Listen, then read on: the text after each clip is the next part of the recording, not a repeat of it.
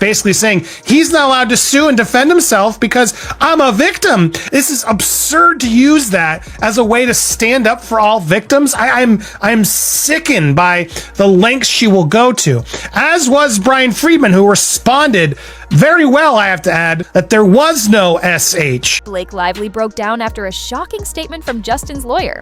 It was about the expensive hair care brand she launched along with her liquor line. Many people criticized her for promoting it during a movie focused on domestic abuse. Critics saw this as a selfish marketing move, calling it a mean girl strategy. Her attempt to sell $180 shampoo just 5 days before It Ends With Us hit theaters backfired badly. People felt it was insensitive to mix a serious topic like domestic violence with luxury beauty products. Now, Justin's powerful lawyer, Tony Brian Friedman, has pointed out how this failed branding move connects to her other PR mistakes this year. He claims it wasn't just a flop, it looked like planned self-destruction dressed up as a soft launch. Many are calling her mean and fake for mixing business with a cause. Her awkward promotion of the film, followed by the sudden hair brand launch, only made things worse.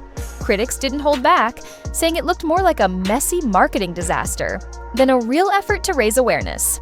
She's a mean girl, she's nasty, she's hawking liquor and hair care products. TikTok users did not go easy on her hair. They roasted her messy, damaged look from the film. One person joked that she looked like she got hit by every branch in a Florida hurricane. Another said her hair looked like someone who rolled backward down a sand dune. These comments were far from the kind of support you'd want when trying to sell a hair care brand. It was clear that people weren't buying what she was selling, literally, or figuratively. When real reviews of her hair product line, Blake Brown, started coming out, things got even worse. Some people said it was one of the worst hair products they had ever tried. What was supposed to be a soft and smooth product launch turned into a harsh and public failure. But I'm just like, it's not worth it. I'm returning every single one of her products because none of them are good. And I think all of her products in total were like $160 or $180. People who spent $160 to $180 on the full hair care line weren't just let down. They were angry. The brand had promised deep hydration and nourishment, but buyers said their hair ended up feeling even drier than before. One person joked it was like a 3-day-old bagel, and not the good kind. Interview. Some customers said their hair had never looked or felt worse in their lives. It got so bad that Target stores across the country started getting a flood of returns, like shampoo refugees trying to escape the mess. You'd think Blake might pause, say sorry, or at least act like she cared. Blake Brown line from Blake Lively, and I almost didn't even make this video because I'm honestly so embarrassed that I got it anyway, and I got it like the day before everything broke, so this doesn't even have to do with the drama. Nope.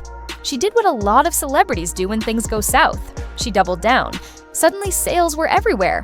Buy one, get one, 50% off deals popped up fast. Like she was hosting a Black Friday sale on broken promises. This is some of the worst products that I've ever used on my hair. She tried to act like everything was going great, celebrating like it was a huge success.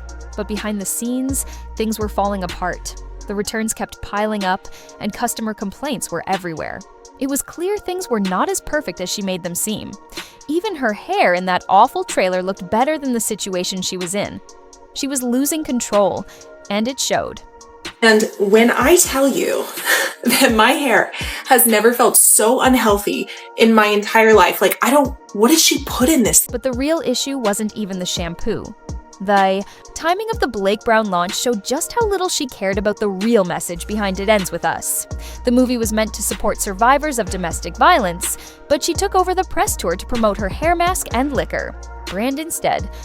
I'm telling you right now, my hair has never been this dry in my life, and it's not just the ends. I've heard some people say it's at the ends, it's at the ends, it's at the top, it's all. People who were expecting meaningful talks about abuse got cocktail recipes and hair serum tips. It was so out of touch, it almost felt like a bad joke. But nobody was laughing. So people have been making a lot of TikToks about it, saying Blake using It Ends With Us movie to promote her hair brand, meanwhile looking like this in every scene. Blake's hair in It Ends With Us be like Blake Lively's hair in It Ends With Us while she's using this movie to promote her hair brand. The backlash hit hard. Blake didn't take any responsibility. Instead of owning up to the mess, she blamed Sony Pictures and everyone else. Basically, everyone but her dog. Blake Brown Beauty.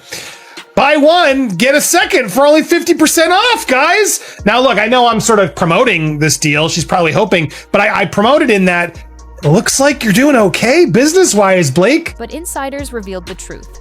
Blake was the one running the show.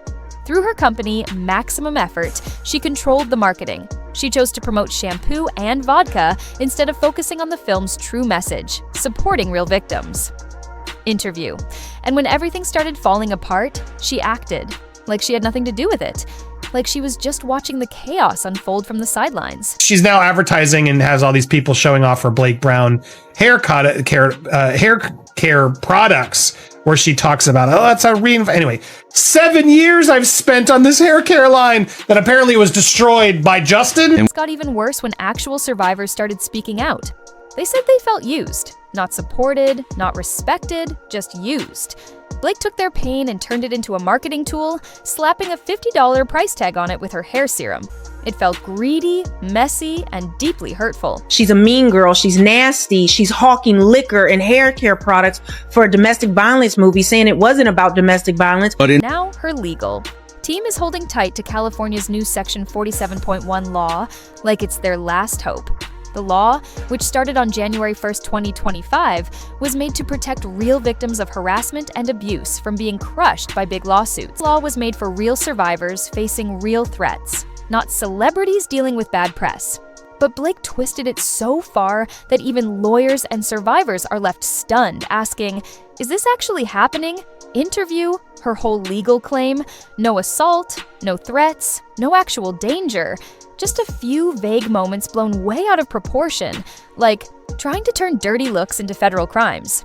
Interview, Brian Friedman, who honestly deserves a medal by now, called it out immediately. In a statement to TMZ on March 28, 2025, he didn't sugarcoat a thing. Interview. He made it clear, Section 47.1 wasn't made to protect Hollywood millionaires from online jokes. It was created for real victims who need real protection, not for Blake to cry victim every time someone on TikTok talks about her burnt hair. It got even more serious. Legal expert Ron Brono went on Popcorn Planet the very next day and said, Blake, you might make history, but not in a good way. Section 47.1 is so new that no court has tested it yet. Blake keeps pushing this fake narrative. There's a real chance it could reach the Supreme Court. Definitely not the kind of headline her PR team was hoping for. Strip away all the legal drama, and the truth is simple. She's using a law meant for survivors to protect her brand, not her safety. Interviewed, Blake's team is twisting a law meant to protect real survivors and using it to silence Justin Baldoni. It's painfully clear to anyone paying attention. Advocacy groups are already stressing out behind the scenes, scared that Blake's Hwabem stunt could ruin things for actual victims who need to be heard and believed. Interview. And if you thought her legal arguments were bad, her so-called evidence is even worse. Brian Friedman didn't waste a second tearing it down. After court documents were unsealed, he delivered one of the most savage lines of the whole case. She doesn't need discovery to find out who smeared her, just a mirror will do. And honestly, he's not wrong. When you actually look at what Blake's team submitted, it's a joke. No emails leaked, no shady payments, no secret group chats trying to ruin her. Just a bunch of random, out-of-context messages that prove nothing. Except maybe that Blake really needs better friends. Instead of real proof, her lawyers filled the pages with buzzwords like smear, retaliation, and digital army. Like, throwing around dramatic terms would distract people from noticing they had no real facts. Interview. And it's not just what they filed, it's how they filed it. Her legal documents don't even feel like a real lawsuit. They read more like a dramatic influencer venting after a bad breakup. Lots of emotional stories, zero actual receipts. Interview. And somehow, it still gets worse, because Blake's legal team didn't just mess up the facts, they mishandled privacy too.